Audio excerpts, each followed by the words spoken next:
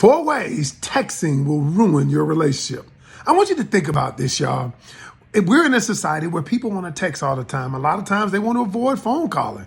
We really can communicate faster than ever before, but we can communicate less than ever before. We're not as effective. Here's why. 4 reasons why text can ruin your relationship. Number 1, you cut out 93% of your communication. There was a recent study that said 60% of our communication is nonverbal facial expressions and gestures. 33% is tone of voice. So that's 93%. Only 7% of what we actually say.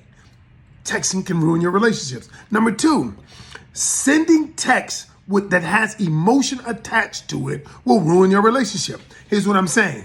I often tell people, if there's emotion attached to you, when you wrote it, don't send it.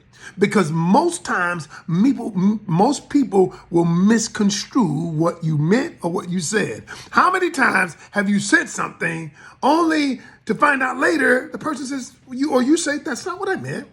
And the other person had a preconceived notion or perception about that particular text.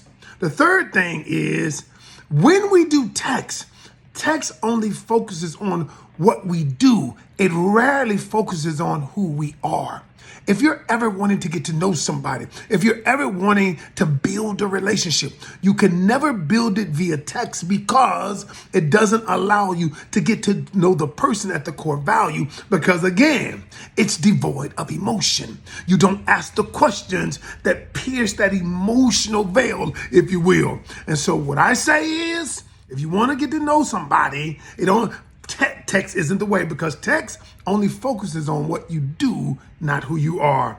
And last but not least, text is a horrible way to resolve conflict. It is not good for conflict resolution. Every relationship you're going to be in, I don't care if it's a great relationship. My wife and I have a great relationship. However, it is not devoid of conflict. Every great relationship is going to have conflict. However, it's how you work through the conflict that determines how great the relationship is. And you can never work through true conflict via text.